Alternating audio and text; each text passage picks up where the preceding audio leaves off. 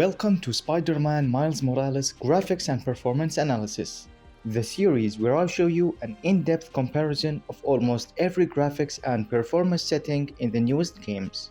Let's get this thing started. The first setting we have is the aspect ratio, which can work on non-ultra-wide screens on this title, so you can use 21:9 and 32:9 aspect ratios on a 16:9 display. Going wider than 16:9 offers a more immersive experience and even better performance.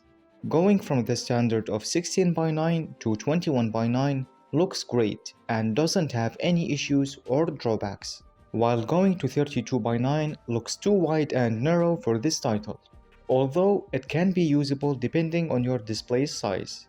Looking at the performance, going from 16:9 to 21:9 gains us around 5.5% more FPS, while going from 21:9 to 32:9 offers us an extra 10.5% more FPS, and jumping from the standard 16:9 all the way to 32:9 grants a total of 17% more FPS. This setting is mostly personal preference, but in my opinion, for this title, 21:9 works really well. It gives that cinematic look and is more immersive, while having more FPS at the same time. The next setting we have offers great performance boosters. Upscaling. The game has 5 different options to choose from. Upscaling off, IGTI, FSR 2.1, XESS, and DLSS, with the latter being unavailable on my GPU, so it's not included in today's test. IGTI Ultra Quality looks similar to native, but increases shimmering and aliasing while losing some detail. FSR 2.1 looks much better here, has less visual issues, and even has more detail visible in some areas over native. XESS is a weird one. It looks much better and sharper than native in some areas, kind of like when moving to a higher resolution, but has some visual issues like severe aliasing in some areas, while other areas don't. Looking at the performance, IGTI and FSR have almost identical performance, while XESS decreases FPS over native. Keep in mind, XESS requires an Intel GPU to work and perform optimally, while this test uses an AMD GPU. Overall, there's one clear option to choose. Go with FSR 2.1 quality, which looks and performs the best, for around a 26% increase in FPS over native. For anti-aliasing, we have 3 options: off, SMAA, and TAA. Going from off to SMAA still looks awful and unstable, as if nothing has changed, while using TAA looks immensely better. It's a night and day difference, and thankfully, TAA only has a 2% impact on FPS, so go with TAA for your anti-aliasing solution.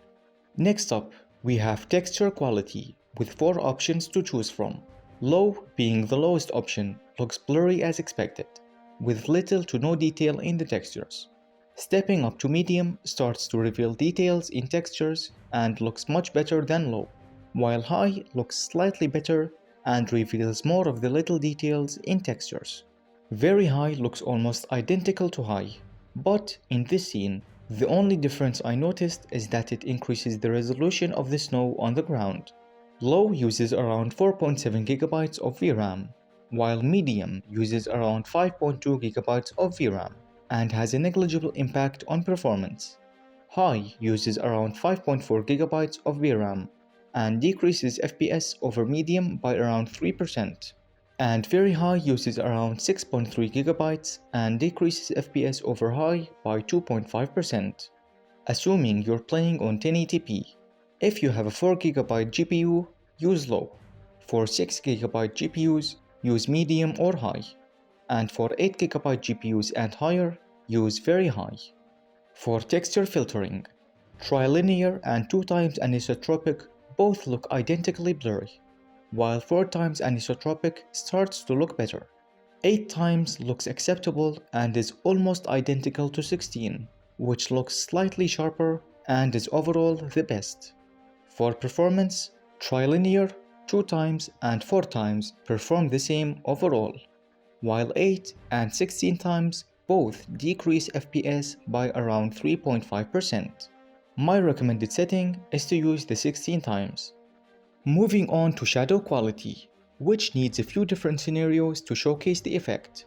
Looking at this busy street corner, going from very low to low adds shadows to a small part of the door on the left, and overall makes the shadows sharper. And each step higher incrementally increases their resolution and improves the shadow placement and shading if you look at the door on the left.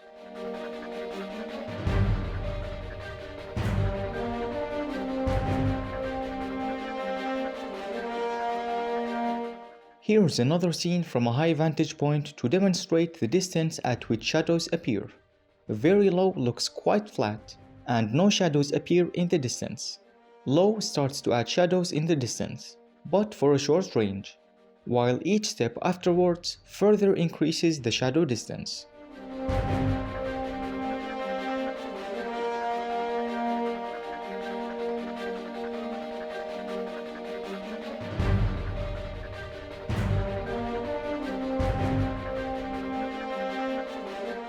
Looking at this scene demonstrates the cascade shadow maps.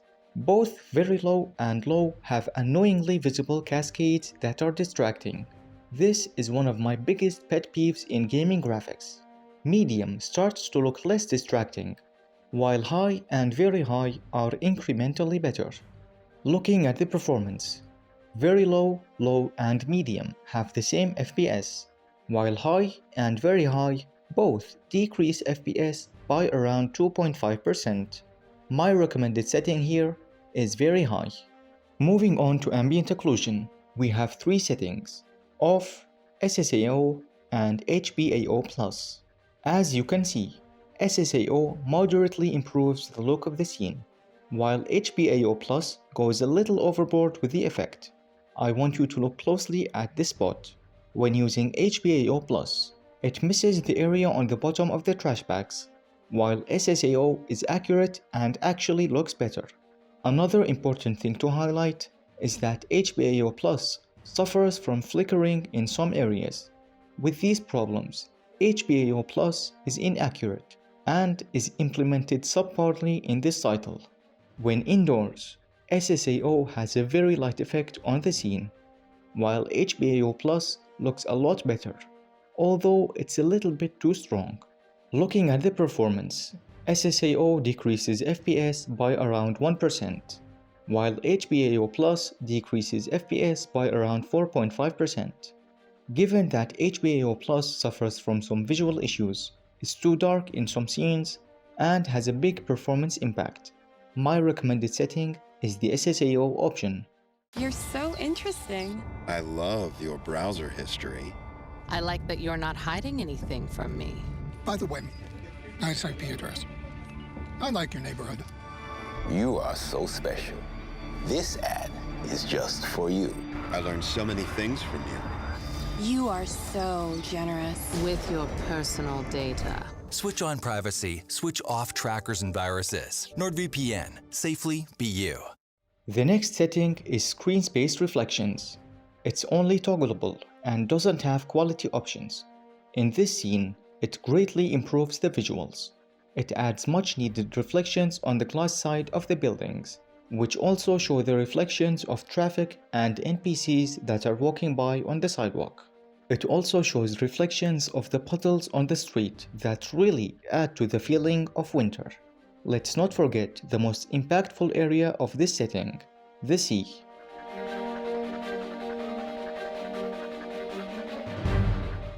Looking at the performance, it decreases FPS by around 4%. My recommended setting is to turn SSR on. Next up, we have level of detail with 5 quality options to choose from. This setting mainly affects the distance at which objects in the environment fade to a lower detail. Each incremental option increases the distance of visible objects or adds more objects in the scene. Things like tree branches, trash cans, bushes, sidewalk decals, and such. This setting really adds to the environment things that make the world feel more lived in. Looking at the performance, dropping from very high to high increases FPS by 1.5%, from high to medium by 3.5%, from medium to low by 1.5%, and from low to very low by another 1.5%. Given that this game emphasizes moving around the environment fairly quickly and from above the ground, having a low level of detail is likely to distract from the experience as things keep popping up really close to your view. Therefore, my recommendation is that you keep this setting as high as possible, preferably very high, and no lower than medium. For a good balance, go with high. The next setting is traffic density, which is supposed to control the amount of cars driving throughout the city. I restarted a save every time I changed this setting, and as far as I can tell, the setting doesn't really have a noticeable difference in the amount of traffic on screen, since it's randomized every time I loaded a save. Lowering this setting should especially help increase FPS in CPU bottlenecked situations. But in this scene, as there are no CPU bottlenecks, it doesn't have a major improvement. My recommended setting here is very low for all systems. Moving to a similar setting, crowd density. This controls the amount of NPCs at any given time on screen. I also restarted a save each time I changed this setting. Each setting from very low to high noticeably increases the amount of NPCs on screen. Lowering this setting also greatly helps in CPU bottlenecks, apart from the performance increase. I want you to look at the CPU usage difference. High uses between 53 and 68% of the CPU, while very low uses between 41 and 56% of the CPU, and dropping from high to very low increases FPS by around 6%. It would be even more in CPU bottleneck situations. My recommended setting here is the very low option.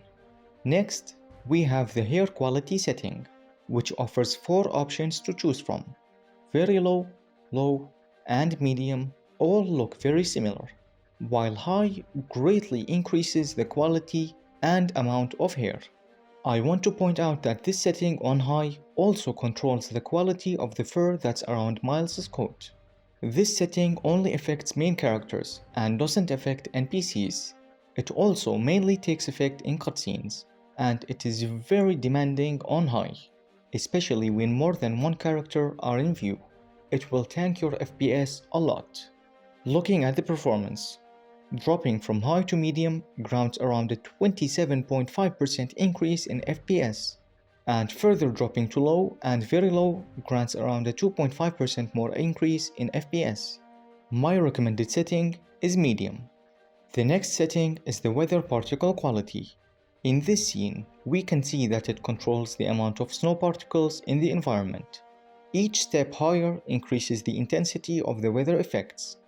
Looking at the performance, very high, high, and medium seem to have the same performance, while low increases FPS by 2.5%. My recommended setting is very high. Moving to depth of field, off looks flat. Very low seems to have terrible quality and increases aliasing of some objects in the background. Low improves the quality and decreases the aliasing. Medium slightly improves the quality and removes the aliasing caused by lower quality options, while high is almost indistinguishable from medium.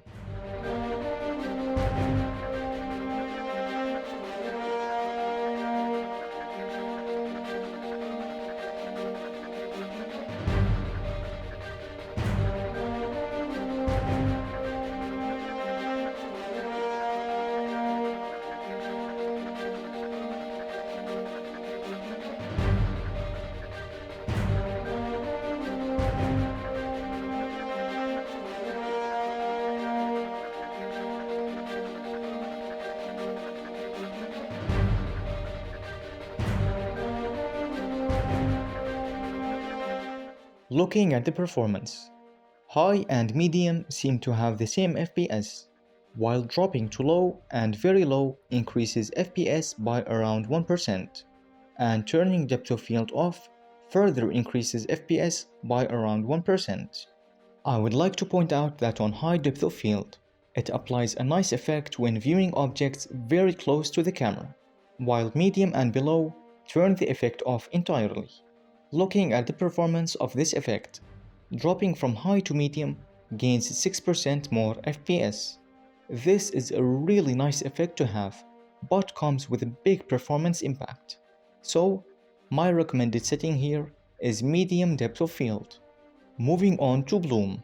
In Times Square, where there are dozens of billboards, turning on the effect adds a nice ambient light bleed from the screens. It also affects any other light source. Since it has a negligible performance impact, my recommended setting is on. For the next setting, we have lens flare, which in this scene adds this nice effect from the sun. It has a 2.5% impact on FPS. It's mainly a personal preference, but my recommended setting is on. Another personal preference effect is chromatic aberration.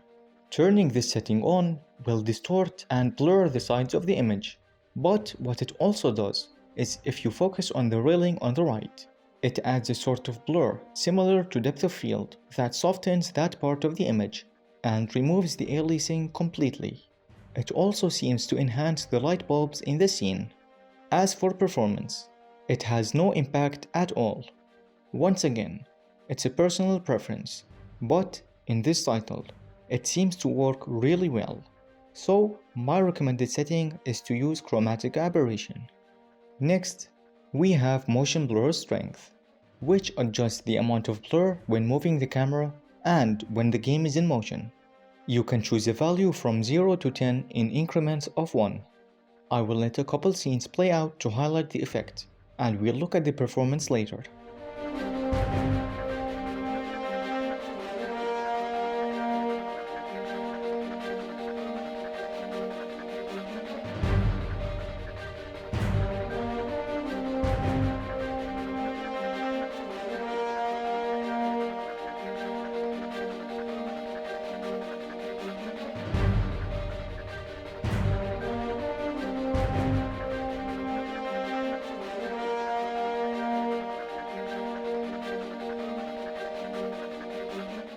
Now for performance.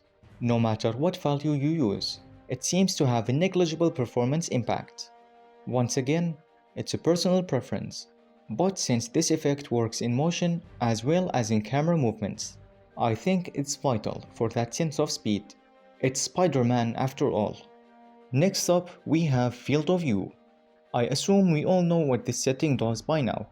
The game has a value of 0, and you can go lower or higher. For this test, I chose a value of 10, 20, and 25, which is the maximum. The default value of 0 seems to be a little bit too zoomed in, while 10 is a nice improvement and looks well balanced. Going to 20 and higher looks way too wide. Looking at the performance, going from 0 to 10 decreases FPS by a total of 3%, and from 0 to 25 decreases FPS by a total of 6.5%. My recommended setting here is a value between 0 and 10. Now, if you're already using 21:9 or 32:9 ultra-wide aspect ratios, stay with a 0. Moving on to sharpness. This effect has no performance impact at all. It allows a value between 0 and 10. As you can tell, 0 looks too blurry.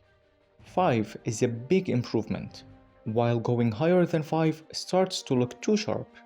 My recommended setting here is a value between 5 and 10. Now that we have finished finding the optimized settings for this title, feel free to pause if you need. Let's compare the maximum settings versus our optimized settings and see how much performance we gained. I will use the introductory cutscene to benchmark, as well as a bit of gameplay after the intro to get the whole picture. As you can see, we have significantly improved the performance of the game. On maximum settings, it used to consistently drop below 30 FPS, making it unplayable. But now, it gets over double the FPS in some scenes. To be accurate, over the course of this benchmark, maximum settings got an average of 38 FPS and a minimum of 23 FPS, while the optimized settings got an average of 57 FPS and a minimum of 38 FPS. That is a total increase of 50% in average FPS and a total increase of 65% in minimum FPS. If you've made it this long into the video, then it would be safe to assume that you enjoyed this channel's content. I aim to create graphics and performance analysis videos for the newest games. If you'd like to see more videos and want to support the channel, you can do so by first smashing that like button and subscribing. If you'd like to go even further, I have an affiliate link in the description for NordVPN, one of the best, if not the best, VPNs on the market. Or you can support the channel directly either on a monthly basis or a one-time donation by clicking the link in the description or going to buymeacoffee.com/psychopath. Have a great gaming experience, and I will see you in the next video.